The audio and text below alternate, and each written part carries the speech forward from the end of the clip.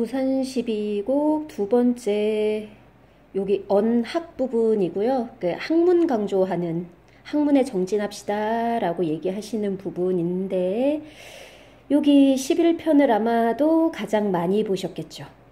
청사는 어찌하여 만고에 푸르르며, 만고라는 건 옛날부터 지금까지 오랜 동안이라는 뜻이에요.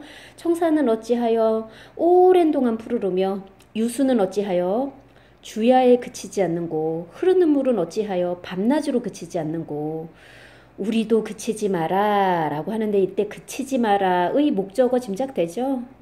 학문을 그치지 말아요. 여기 언학 부분이니까 학문을 그치지 마라. 그래야 만고는 오랜 동안 상청, 늙고 시들지 않고 상청 항상 푸르리라 라고 얘기하면서 학문을 강조하는 부분이었어요.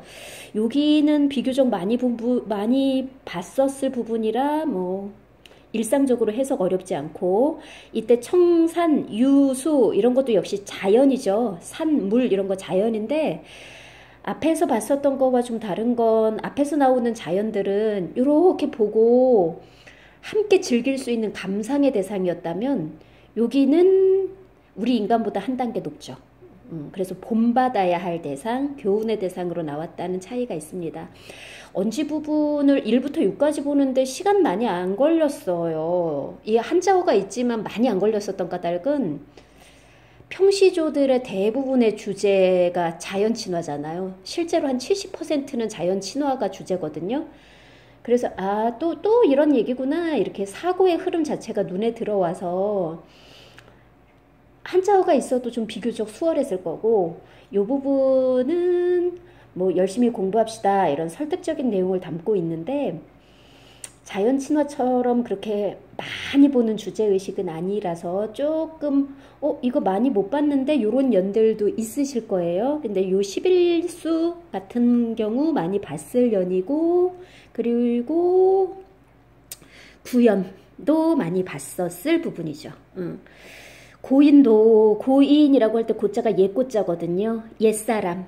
여기서 옛사람 그러면 그냥 단지 옛날 사람이 아니라 여기 언학 부분이잖아요. 학문합시다, 공부합시다 이런 거니까 여기에서 말하는 옛날 사람은 옛 성현들이에요. 공자, 맹자, 우리나라에 들어온 성리학은 주자 성리학이니까 주자 요런 분들, 이미 학문의 체계는 이루셨지만 돌아가신 고인들이죠. 그 고인도 날 못 보고 나도 고인은 못 만나. 이미 돌아가셨는데 어떻게 봐요? 실제로 못 만나죠. 못 봐. 근데 고인을 못 봐도 여던길이라 그랬는데 여다라는 단어가 살다, 살아가다, 지나가다 이런 뜻이거든요. 그러니까 여던길이라는 건 그 공자, 맹자, 주자와 같은 사람들이 여던길, 살던 길, 그 사람들이 걸어온 길이 앞에 있다는 거죠. 공자, 맹자 다 죽었어. 그런데 그 사람들이 살아온 길이 내 눈앞에 있대요. 뭘로 앞에 있어? 책으로 다 그들의 인생길이 내 눈앞에 있거든요. 그래서 종장에 여던 길이 앞에 있거든. 여기서 말하는 여던 길 책이거든요. 책이 앞에 있는데 안이 가고 어떨고, 책이 눈앞에 있는데 안 읽어? 안 읽고 어떻게 할 거야? 그들의 걸어온 그 학문의 길이 딱 내 눈앞에 책으로 펼쳐져 있는데 나도 그 학문의 길을 따라가야지, 공부해야지 어쩔 거야 라는 게 담겨있는 게 요 구수였고요. 구수는 지금 고인, 나 이렇게 못 보는 과정들이 쭉 나오잖아요. 고인도 나 못 봐? 나도 고인 못 봐? 고인 못 봐도 이러면서 못 보는 과정들이 쭉 꼬리 물고 이어져 있죠. 연세법 쓰였어요. 여던길도 마찬가지잖아요. 중장엔 여던길 앞에 있네 이러면서 여던길로 끝났는데 종장 처음 받을 땐 여던길로 받았죠. 꼬리에 꼬리 물고 이어지는 거거든. 끝말잇기 하듯이 이렇게 꼬리 물고 이어지는 거, 끝을 이어가는 거 연세법이어서 여기 구수도 곧잘 많이 본 부분입니다. 자, 해석은 이제 7수부터 하나씩 보실게요. 7수 부분에서 보셔야 될 단어는 일단 만권생애만 보셔도 주제는 끝났죠. 만권생애라고 할 때 요 권자가 채권자예요. 우리 책 살 때, 책 셀 때 한 권, 두 권, 세 권, 이렇게 권으로 세잖아요. 그 권이 책 세는 단위죠. 한자 자체가 요 권자가 채권자예요. 그러니까 만권생애라는 건 어떤 생애, 어떤 일생을 얘기하는 거야. 책을 읽으면서 보내는 일생을 얘기하는 거잖아요. 그 학문하면서 살아가는 일생이죠. 그래서 이 학문하는 일생, 만권생애로까지가 한 구절이기 때문에 이렇게 한자어 중복될 때는 이렇게 좀 중간에 한번 끊으셔야 돼요. 만권생애로 낙사가 무궁하여라.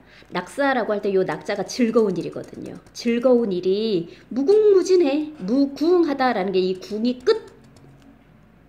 끝이니까 무궁하다라는 건 끝이 없다는 거거든요. 책과 더불어 살아가는 인생이 그 낙사, 즐거움이 끝이 없다. 요게 주제예요. 그래서 이 중에 이랬는데 이때 가리키는 이 요게 언학 부분이라서 이가 가리키는 건 자연 아닙니다. 만권생애를 가리키는 거죠. 학문. 이렇게 학문을 하면서 왕래 풍류도 좀 하고 그 풍류를 즐긴다라는 건 좀 멋지게 놀 줄도 안다. 악기도 좀 다룰 줄 알고 거문고도 연주하고 시조 창도 부르고 이런 즐거움을 말해서 무엇할꼬 말할 필요도 없지. 글 공부하면서 간간히 풍류를 즐기면 그게 가장 행복한 것이다 라고 얘기를 한 게 칠수예요. 언학 부분 들어왔기 때문에 만권생애의 학문의 자세가 벌써 딱 드러나기 시작하죠. 초장에 천운대를 돌아들어서 완락제 소세한데 나와 있는 거는 천운대 집대자예요. 이거 큰 대자 아닙니다. 청와대 할 때 쓰는 그 대자야. 청운대라는 집을 돌아 들어가서 완락제, 요 제는 서재가 생각하시면 돼요. 서재가 소쇠하거든. 소쇠하다라는 건 기운이 맑고 깨끗해. 그래서 요 완락제라는 서재에서 맑고 깨끗한 기운을 담아서 만권생애 책과 더불어 살아가는 게 즐겁다라는 학문의 즐거움을 보여주고 있는 거고요. 아, 이거 언학이구나 라는 거 만권생애라는 단어에서 포인트 잡으시면 되겠습니다. 팔수에서 한자어 있죠. 농고. 요거 얘기하는 거예요. 농자. 그 농이 요즘으로 얘기하면 청각장애를 얘기하는 거거든요. 잘 못 듣는 사람을 한자로는 농자라고 해요. 요 고자는 요즘 말로 하면 시각장애. 잘 못 보는 사람이 고자. 요 농자, 고자가 줄이면 이제 첫 글자 따서 농고가 되는 건데, 이황 선생님이 우리는 이가 귀자잖아요. 귀도 어떻고 총명하고 그러니까 다 들을 수 있단 말이야. 선생님이 설명해 주시면 그거 다 들을 수 있는 농자가 아니니까 귀로 듣고 다 들을 수 있어. 이거 눈목자예요. 눈도 총명하거든. 눈도 밝거든. 그러니까 선생님이 책 권해주면 그 책 다 볼 수 있는 눈이 총명한 남자이기 때문에 뭐 안 들려서 못 듣고 볼 수 없어서 못 보는 사람 같이 그렇게 못 듣고 못 보는 사람 아니니까 열심히 설명해 주는 거 듣고 열심히 책 읽어라 라는 내용이 나와 있는 게 요 팔수입니다. 그래서 팔수, 우리는 이 목이 귀와 눈이 총명한 남자니까 못 듣고 못 보는 사람 같이 하지 마라 라는 건 설명해 줄 때 열심히 듣고 책 권해주면 열심히 읽어라 라고 얘기를 하신 건데, 열심히 듣고 읽어라 라는 단지 명령문이 아니라 그렇게 하지, 농고같이 하지 말아라 라는 부정형의 명령형을 써서 나타냈다 라는 건 또 표현상의 특징이 되겠습니다. 해석 보면 뇌정이 파산해도 농자는 못 듣나니, 백일이 충천해도 고자는 못 보나니, 못 듣는다, 못 본다, 대구법 쓰인 거죠. 형태 같아요. 뇌정이라고 할 때 요 뇌자는 번개 뇌자예요. 우뢰. 번개, 천둥 이런 거 생각하시면 되죠. 천둥 소리가 산을 깨트릴 것 같이 크게 천둥이 울려도 청각장애가 있으면 그거 못 들을 거야. 백일이 흰백자고요. 날 일자입니다. 하얀 해가, 밝은 해가 중천, 하늘 가운데 떠 있어도 시각장애가 있으면 못 볼 거야. 그래서 선천적으로 이렇게 못 듣고 못 보는 사람도 있을 수 있어. 그런데 우리는 다 듣고 볼 수 있잖아. 그러니까 듣고 볼 수 있으니까 잘 듣고 책도 잘 읽고 그러자라고 얘기를 해준 부분이었습니다.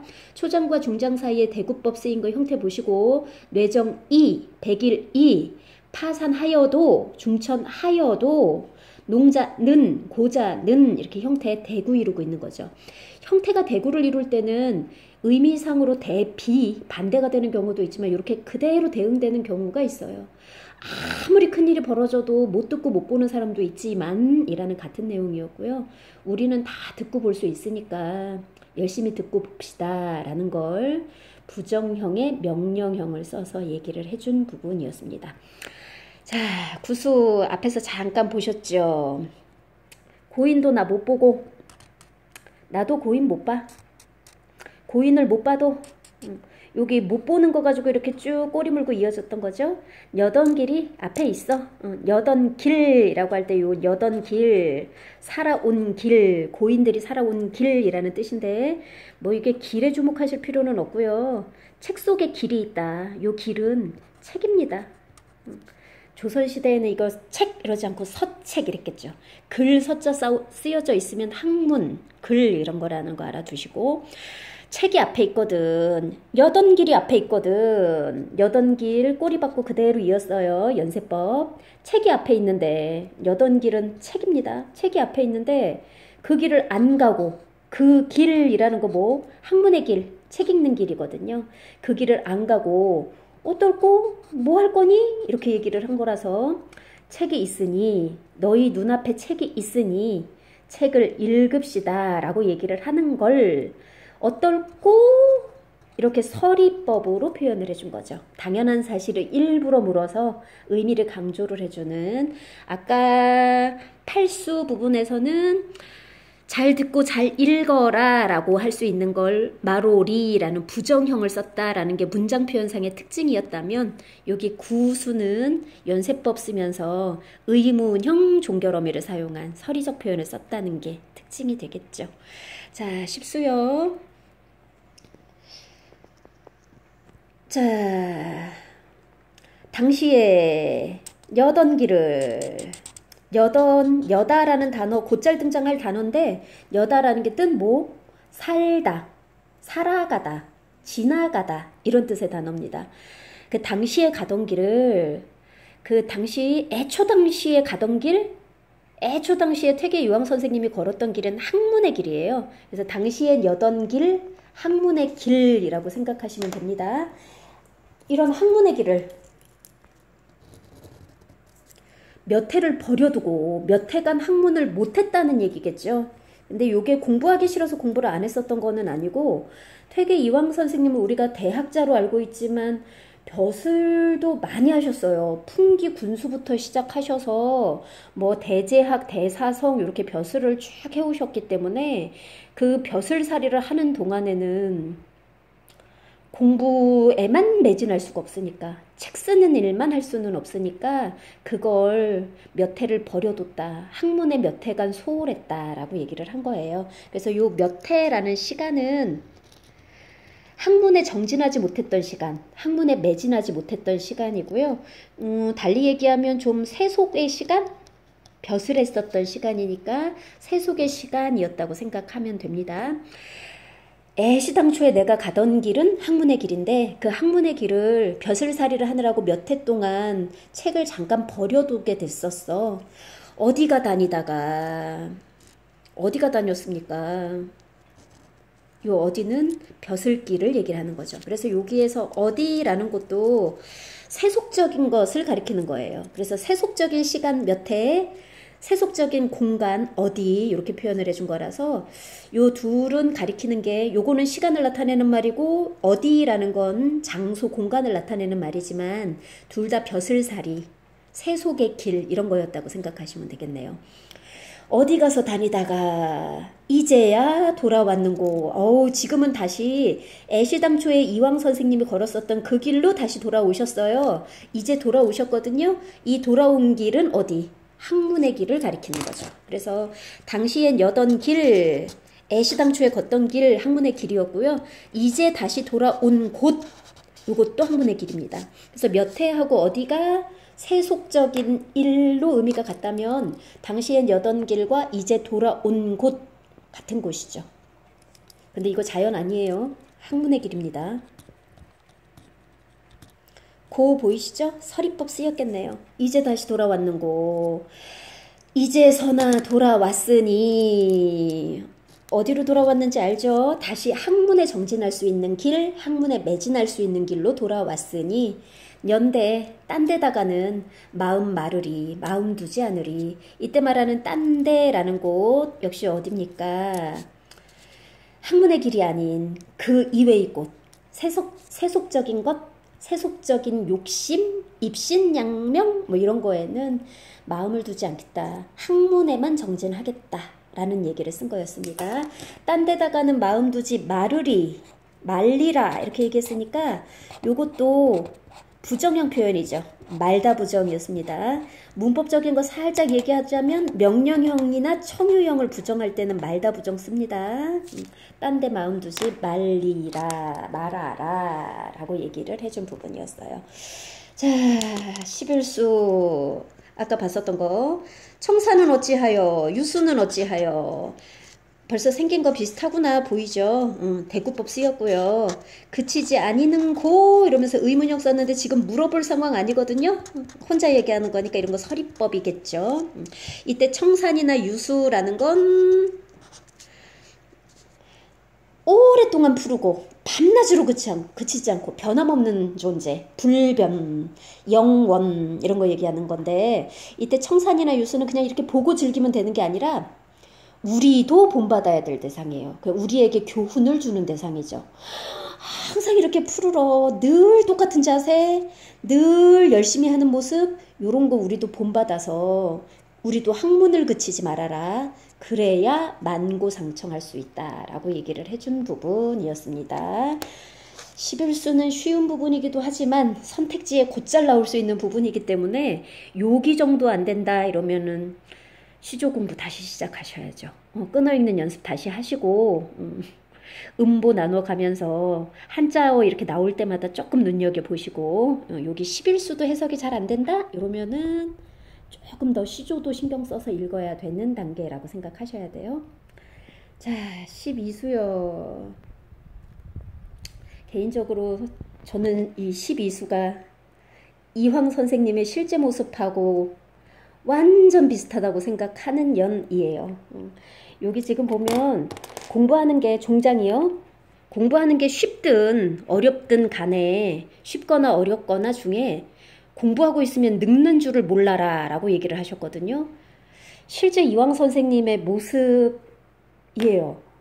이황 선생님이 오래 사신 편이에요. 70 넘어서도 나이 70 넘어서도 사셨는데 지금 같은 과학적인 의료 시스템이 없는 이 와중에 80세 가까이 살았다는 거 상당히 장수한 거거든요. 근데 이렇게 장수하시고 늙어서도 이렇게 총기를 딱 가지고 맑은 정신으로 그 늙어서까지 팔팔하게 지내셨던 거는 학문이 맞았던 것 같습니다. 이황 선생님 하면 요게 사단 칠정 논쟁? 그 성리학에서 요 사단 칠정 논쟁으로 좀 유명하시잖아요. 어차피 우리 비문학 읽을 거니까 그냥 배경 지식 삼아서 살짝 곁다리 봅시다. 그 사단이라는 게 이황 선생님의 얘기로 하면 인간이 꼭 지켜야 할 기본 본성이에요. 인, 의, 예, 지 요게 사단이거든요. 뭐 이게 측은지심, 수호지심 뭐 이래가지고 이제 또 나오는데 어쨌거나 인의예지. 인이라는 게 어질인자예요. 그래서 인이 들어가는 단어 하면 뭐 인자하다 같은 거 할 때 쓰는 어질인 같은 경우는 본성이 고드면서도 본성이 바르면서도 착하고 선한 게 어질인. 의라는 거 오를 의자인데 의가 들어가는 단어 오를 의자 쓰는 게 정의 할 때 의 쓰는 거죠. 얘는 예의래, 예도래. 그래서 뭐 예의, 예법 이런 거 할 때 쓰는 예자고 지는 지혜 지자죠. 그 이황 선생님이 얘기한 요 사단이라는 건 인의 예지는 인간이 꼭 지켜야 할 요걸 이라고 얘기를 하세요. 이때 이라는 게 원리, 순리, 섭리, 이론, 이치 뭐 이런 거 할 때 쓰는 그 이자거든요.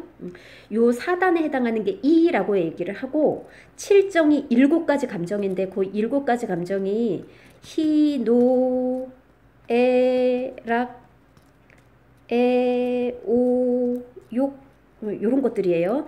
기쁠 희, 성낼 노, 슬플 애, 즐거울 락, 사랑할 애, 미워할 오, 욕심낼 욕 이렇게 해서 기쁘고 화나고 슬프고 즐겁고 사랑하는 마음이 막 생기고 증오의 감정도 생기고 욕망도 생기고 요걸 이제 7정이라 그러는데 요 7정을 이황 선생님은 요거 기라는 거 오늘 캐러멜을 먹었더니 기운이 좀 난다 뭐 이런 거 할 때 쓰는 기운 할 때도 요 기자 쓰고요.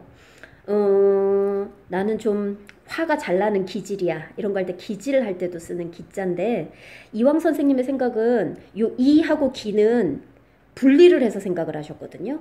그 요 이에 해당하는 인의 예지는 인간의 본성에 해당하는 거기 때문에 딱 중심을 잡고 지켜야 할 것이라고 하시고 요 7정에 해당하는 요 기는 순간적으로 일어나는 감정들이기 때문에 얘네는 막 일어나지 않도록 잘 다스려야 할 것. 그래서 4단은 잘 중심을 잡고 지켜야 할 인의 예지 이런 거는 중심을 잡고 인자한 마음, 정의로운 마음, 예의를 지키는 마음, 돈 주고도 살 수 없는 지혜 이런 거는 내 본성 속에 원래 있는 거니까 인간의 본성은 인성은 선해서 이런 게 원래 본성 속에 있는 거기 때문에 이 본성은 잘 다스려서 딱 지키고 가야 할 것이고 희노애락 애오욕 같은 감정은 겉껍질에 해당하는 건데 함부로 일어나지 않도록 좀 잘 다스려야 할 것이라고 얘기를 해서 이와 기를 서로 다른 걸로 보셨어요. 그래서 중요한 거는 이야라고 얘기를 하는 이황 선생님은 이제 주리론 주요한 건 리야 이가 주야라고 얘기를 하셨는데 요 이황 선생님의 요 철학적인 이론에 대해서 기대승이라는 당시 젊은 학자가 선생님 그거 아닌 것 같은데요? 라고 저는 그렇게 생각하지 않아요. 라는 걸 이황 선생님한테 편지를 보냅니다. 근데 이때 기대승하고 이황하고의 학문적인 차이는 엄청나요. 이 나이 차이가 거의 30살 가까이 나거든요. 그러니까 이게 나이 차이가 30살 날 뿐만 아니라 사회적인 지위의 차이도 사실은 크죠. 이황 선생님 아까 얘기했었던 것처럼 뭐 풍기 군수도 하시고 대제학도 하시고 대사성도 했다. 이걸 요즘으로 얘기하면 시장님도 하시고 대통령 비서실에도 근무를 했다가 서울대 총장인 사람이야. 근데 이 서울대 총장인 사람한테 이제 대학 졸업하고 대학원에 가서 석사 논문 마치고 박사 논문 쓰는 정도의 학생이 편지를 쓴 거죠. 서울대 총장님의 생각에 저는 동의가 안 되네요. 이거 아닌 것 같지 않아요? 라고 편지를 쓴 거란 말이에요. 아마도 요즘에 학계에서 이거 답장 보내실 분 안 계실걸요? 대부분의 분은 이런 편지 받으면 안 읽으실 겁니다. 아니, 물론 서울대 총장님 저는 몰라요. 근데 안 읽을 확률이 높고 설령 답장이 오더라도 너 다 전공 교수님 누구니? 교수님한테 조금 더 배워라. 너 이런 책은 읽고 얘기하는 거니? 뭐 이렇게 얘기하실 수 있거든요. 완전 이렇게 애송이 취급을 할 수도 있는데 이황 선생님 되게 겸손하신 분이에요.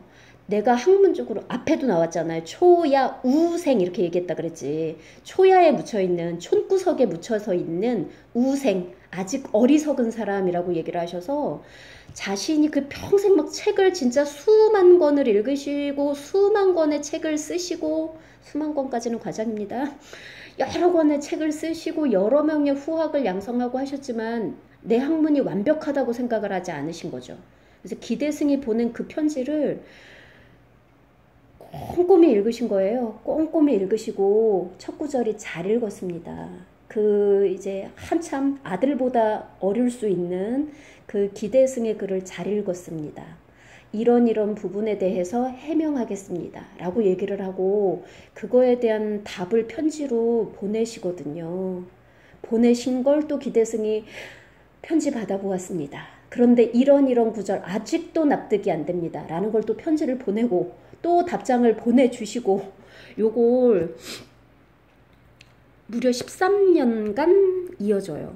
그래서 요 13년간 이어지는 와중에 요 기대승이 가지고 있었던 생각은 저 이하고 기하고 이렇게 서로 다른 거라고 생각하지 않아요. 저는 이와 기가 같다고 생각합니다. 라고 얘기를 한 거에 대해서 역시 당시에 후학을 많이 가지고 있었던 유명한 학자죠. 율곡 이이가 기대승의 생각이 옳다라고 얘기를 하면서 기대승 편에 서죠. 그래서 이왕이 가지고 율곡 이이가 가지고 있었던 생각은 이와 기 맞아, 서로 다른 거 아니야. 이 기는 하나인 것 같아 라고 얘기를 하면서 이 기대승이 옳다라고 이제 율곡 이이가 얘기를 하면서 이와 기는 일원, 근원이 하나다. 이기 이론론을 이제 이이가 딱 떠받치게 되고요. 이황과 이희가 죽은 뒤에도 이제 이 이황을 선생님으로 모셨던 사람들은 아니야, 우리 선생님 말이 맞거든 이러고, 율곡이를 존중했었던 후학들은 뭔 소리야, 우리 선생님 말이 맞거든 이러면서 실제 당사자인 이황과 이이가 돌아가신 뒤에도 그 제자들이 계속해서 이 주리론과 이기 이론론을 가지고 계속 논쟁을 벌여요. 그 출발이 됐었던 게 기대승의 편지였거든요. 그 30살 가까이 어린 기대승의 편지에 답장을 해주시고, 이게 편지를 가지고 서로 학문에 대해서 논했었던 과정이 13년이에요. 되게 긴 세월이지. 그 13년 동안 그 일을 하시면서 실제로 이렇게 총기를 놓치지 않으셨을 거거든요. 그래서 학문을 하는 게 쉽든 어렵든 간에 이황 선생님은 학문을 깊이 하신 분이니까 학문은 해도 어려웠겠죠. 쉽거나 어렵거나 중에 이렇게 학문을 하는 동안 실제로 안 늙으셨던 것 같습니다. 늙는 줄을 몰라라 라고 얘기를 하셨어요. 자, 종장의 주제 있습니다. 그 시조는 기본적으로 요 종장 부분이 형식적 제약이 있다 그랬잖아요. 종장의 첫 마디 세 글자 반드시, 그 다음에 3, 5, 4, 3 이렇게 해서 글자 수 종장에 딱 맞춰서 쓰는 건데, 그 이유는 요 종장에서 시상을 딱 집약을 해주기 때문에 종장의 핵심 어구가 들어가는 경우가 많고 종장이 제일 중요하니까 딱 그 격식 지켜서 쓰는 거거든요. 얘도 종장에 이렇게 주제 있다고 생각하시면 돼요. 공부 안 하고 머리 멍하게 두면 머리부터 늙기 시작하고, 그 머리가 늙으면 마음도 늙고, 마음이 늙으면 겉으로도 이렇게 좀 의욕이 없이 늙어버리는 거지, 몸도 같이. 근데 이황 선생님 학문하면 늙는 줄 모를 거다라고 얘기를 했습니다. 자, 초장에 뭐 생긴 거 보시면 그 안이 쉬운가? 그 안이 어려운가? 여기 같은 경우는 쉽다, 어렵다 이래서 초장하고 중장하고 의미상 대비되는 구조일 것이나 내용은 대비가 되겠으나 학문은 쉽기도 하다, 학문은 어렵기도 하다, 쉽다, 어렵다라는 게 대비가 되나 문장의 생김새인 형태는, 문장 구조는 똑같이 쓴 거죠. 문장 형식은 대고 쓴 겁니다. 우부, 초야 우생 하면서도 요 우라는 단어가 나왔어요. 우매하다라는 거 어리석다라는 얘기거든요. 그 우부, 요 부는 남자 부자예요. 어리석은 남자도 조금만 알면 할 수 있어, 학문이. 조금만 글자를 알면 할 수 있는 거야, 아무리 어리석은 사람이라도. 그러니까 학문을 한다는 게 그 안이 쉬운가? 시작만 하면 할 수 있어. 공부하는 거 어렵지 않아, 쉬워. 이렇게 얘기를 하신 거죠. 근데 이제 중장, 초장하고 반대로 갑니다. 공자나 맹자 같은 성인도 학문을 못 다 이루셨어. 끝을 못 보고 가셨으니 그 안이 어려운가? 학문은 출발할 땐 쉽지. 글자만 알면 책 읽을 수 있어. 쉬운 거야. 그런데 깊이 하다 보면 또 어려운 것이기도 하지 라고 얘기를 하시네요. 아무튼 근데 종장의 주제에 있습니다. 학문이 쉽든 어렵든 간에 학문을 해야 늙는 줄을 모른다라는, 공부해야지 라는 내용의 노래였습니다. 여기까지 보실게요.